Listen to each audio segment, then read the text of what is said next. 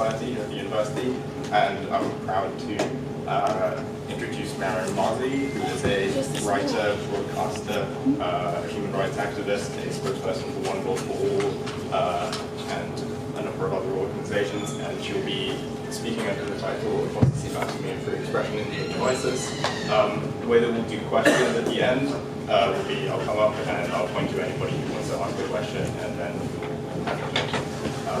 yeah, without further ado. Thank you. Thank you very much. It's really a great pleasure to be here. I'm really glad to see you. I don't know, can I sit down, you think? I'm so lazy, but then no, you won't be able to see me. No, I'll stand. Oh, all right, I'm getting old. Okay. Well, I'm really very, very pleased to be here. Thank you so much to the Atheist Society for inviting me. I'm really grateful for that. As you might have heard, I had been barred recently from Warwick University. The student union there barred me because they said that I could possibly incite hatred against Muslim students, and also that I was highly inflammatory.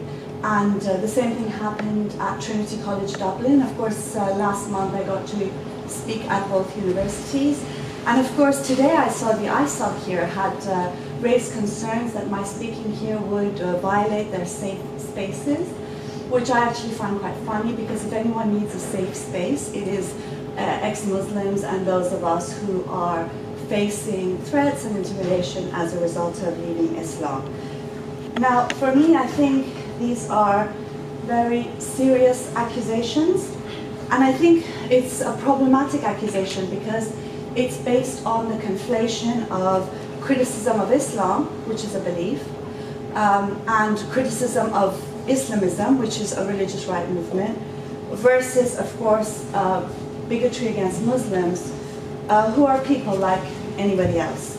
And I think what's happened is this conflation between an idea, a far-right political movement, and people has led to a disturbing trend in censorship on university campuses of much-needed criticism of Islam and Islamism. The days, unfortunately, of unconditional free expression, which was championed at universities as a cornerstone of free expression and as a cornerstone of all rights, is now long gone.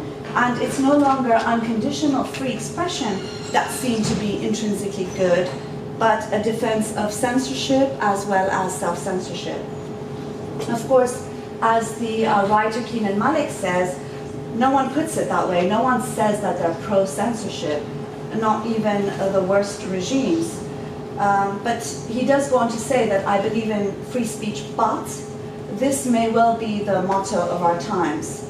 I believe in free speech, but not if it undermines security, not if it's gratuitously offensive, if it's provocative, inflammatory, Islamophobic, discriminatory, or if it has the potential to insult and hurt religious sensibilities or incite hatred, all things which I have been wrongly accused of, in my opinion.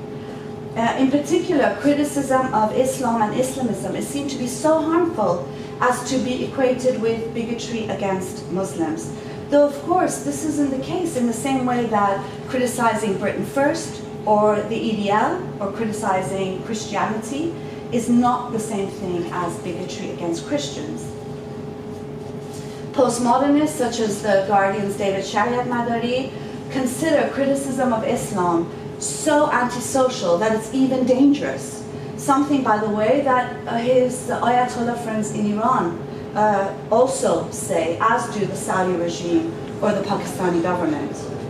In my opinion, criticism of Islam is deemed dangerous not because of some patronizing concern for minorities, but because in the age of ISIS it subverts and challenges the sacred, which has always been a tool for the control of society in the interests of a dominant class under the guise of defending public sensibilities or morality.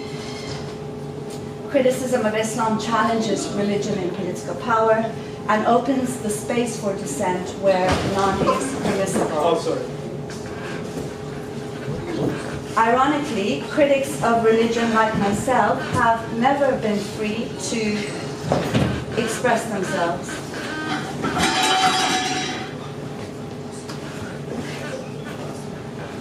Are you okay? Yeah? Good. Don't want you getting hurt here.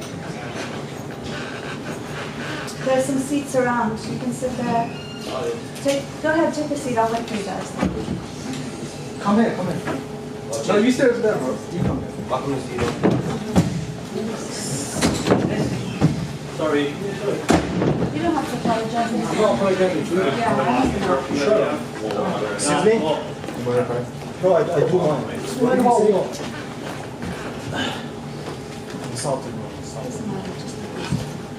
There's no seats.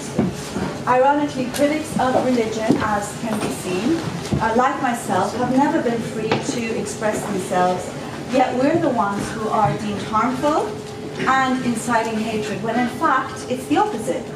It's the blasphemers and apostates who have faced persecution throughout the ages. Clerics and the religious right wing have always been free to promote religion, any religion. And religion has always had a privileged position in societies, and even more so where it has influence in the state or is in power, Britain included. Clearly, freedom of expression without the right to criticize religion is meaningless. Such criticism has been key for social progress. Historically, it's been intrinsically linked with anti-clericalism, and it's the same today.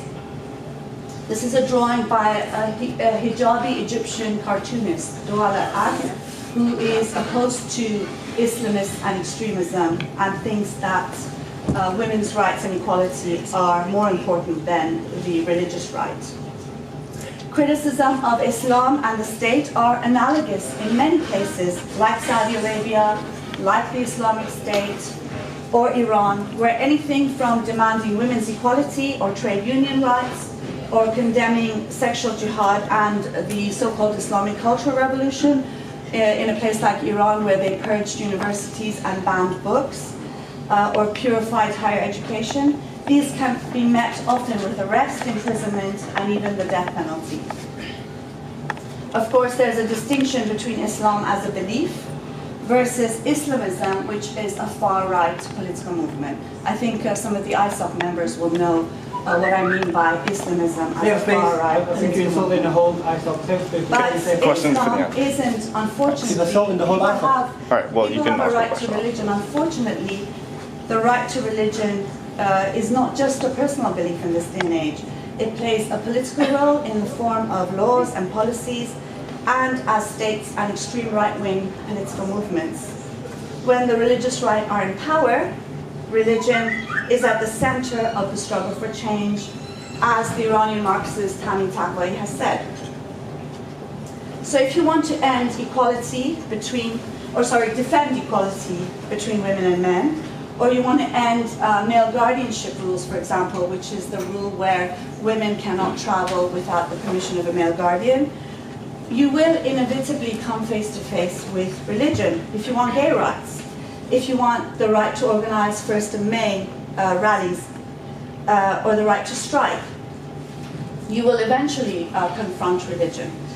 Religion, unfortunately, is not just a personal matter between a believer and his or her God, but it's regulations imposed on society with real and brutal punishments and repercussions for those who are deemed transgressors. The veil, for example, is far from a personal choice and right.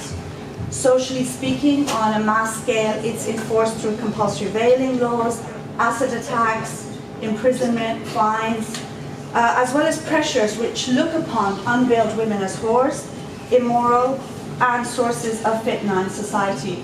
This is a great example. It's a billboard in Iran which says that your hijab is your protection, and it compares unveiled women to an unwrapped sweet that is being covered by flies.